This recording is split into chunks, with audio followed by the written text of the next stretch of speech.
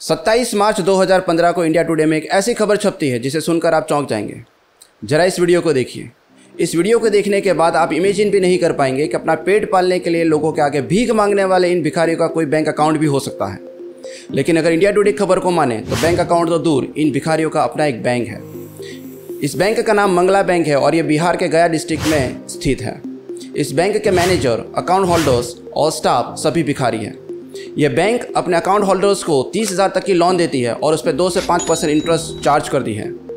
दोस्तों, यहाँ एक बहुत ही लॉजिकल क्वेश्चन उठता है कि क्या भिखारियों की इतनी इनकम हो सकती है कि वो अपना बैंक खोल सकें।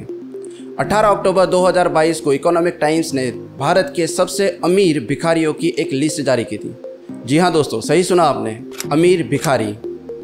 इस लिस्ट में सबसे ऊपर मुंबई के भरत जैन हैं, जिनकी मंथली इनकम 70 से 80 हज़ार रुपये है। ये तुम्हारे फादर की मंथली इनकम है मिस्टर फरहान। इनके नाम पर मुंबई में 2 अपार्टमेंट है और हर एक अपार्टमेंट की कीमत 70 लाख रुपए है। तो नंबर 2 पर पटना की सर्वित्या देवी है।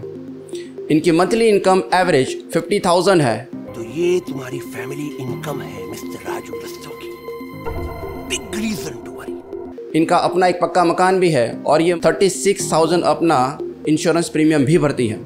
तो नंबर 3 पर कोलकाता की लक्ष्मी दास है, जिनकी मंथली एवरेज इनकम 30,000 है। मतलब इन भिखारियों की इनकम किसी कॉर्पोरेट फील्ड में काम करने वाले किसी वेल एजुकेटेड या सोफिस्टिकेटेड एम्प्लॉय की सैलरी जितनी या उससे भी ज़्यादा है।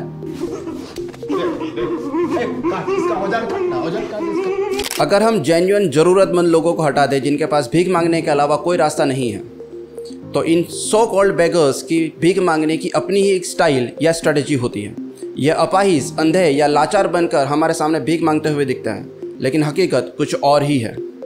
QR कोड, नेट बैंकिंग या ई-वॉलेट से भीख मांगने वाले भिखारी आजकल हमको सड़क के किनारे मिल ही जाते हैं। मोस्ट केसेस में देखा गया है कि भीख मांगना इनकी मजबूरी नहीं बल्कि इनका एक प्रोफेशन है, बल्कि हम इसे बिजनेस भी कह सकते हैं। एक जीरो इन्वेस्टमेंट और हाई रिटर्न वाला business. Economically beggars, thief, smuggler और गैम्बलर वर्कर्स कंसिडर नहीं किए जाते हैं, इसीलिए इन्हें कोई भी प्रोफेशनल या इनकम टैक्स भी नहीं भरना पड़ता और देश की GDP में भी इनका कंट्रीब्यूशन 0 ही माना जाएगा। 18 अक्टूबर 2016 की द हिंदू की रिपोर्ट के अनुसार सिर्फ हैदराबाद में ही 25,000 भिखारी हैं। इन भिखारियों की एक साल की इनकम 456 करोड़ रुपए है। अगर हम 456 करोड़ को उन 25,000 भिखारियों से डिवाइड कर दें तो हर एक भिखारी की एक साल की इनकम तकरीबन 1,80,000 रुपये होती है। मतलब प्रति माह 15,000 रुपये। शायद ये आंकड़े आपको छोटे लगे, लेकिन अगर भीख मांगने को एक बिजनेस कंसिडर कर लिया जाए और इनकी कंपैरिजन भारत की कंपनीज के साथ किया जाए तो भारत के तकरीबन 12 लाख एक्टिव कंपनीज में से सिर्फ 3,500 कंपनी ही ये कारनामा कर पाई है। मतलब 12 लाख कंपनीज में से 3,500 कंपनी ही ऐसी है जिनका एक साल का टर्नओवर 500 करोड़ या उससे ज़्यादा है। मतलब टोटल कंपनीज की ओनली 0.29% कंपनीज। और यही आंकड़े ह्यूमन ट्रैफिकिंग जैसे क्राइम को भी अट्रैक्ट करती हैं, जहां पर भारत के पछात इलाकों में से बच्चों को किडनैप किया जाता है और उन्हें मुंबई, कलकत्ता, मद्रास जैसे मेगा सिटीज़ के अंदर भीख मांगने के लिए मजबूर कर दिया जाता है। पिछले 5 सालों में सिर्फ भारत में ही ऐसे 763 ह्यूमन ट्रैफिकिंग के केस दर्ज हुए हैं। सेंसस 2011 के हिसाब से भारत में भिखारियों की कुल संख्या 4,13,000 थी, जिसमें सबसे ज़्यादा भिखारी वेस्ट बंगाल में और सबसे कम सिक्किम में थे। अगर हम यूनियन टेरिटरी की बात करें तो भारत में सबसे ज़्यादा भिखारी दिल्ली में और सबसे कम चंडीगढ़ में है। लेकिन ये आंकड़े 11 साल पुराने हैं। तो क्या ये समस्या सिर्फ भारत की ही समस्या है?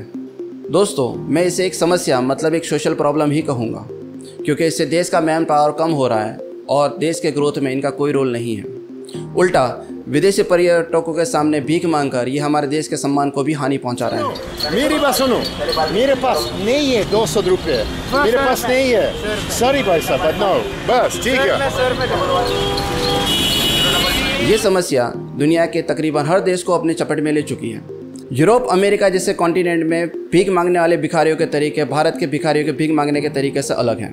वहाँ पर लोग अपनी स्किल या टैलेंट बताकर भीख मांगते हैं। ऐसा आपने कुछ मूवीज़ में या टीवी प्रोग्राम से ज़रूर देखा होगा। तो क्या इस वर्ल्ड प्रॉब्लम का कोई सॉल्यूशन भी है?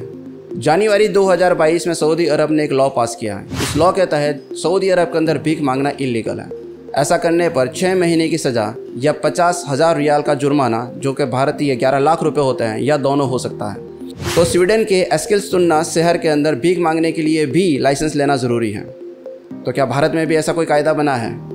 भारत में ऐसा कोई सेंट्रल लॉ नहीं है, लेकिन 1959 में Bombay prevention of begging act बनाया गया था और इसी की तर्ज पर भारत के तकरीबन 22 राज्यों ने अपने अपने कानून बनाए थे। तो क्या इस कानून का कभी इस्तेमाल भी हुआ था? इसका बेस्ट एग्जाम्पल हमको 2010 में देखने को मिलता है।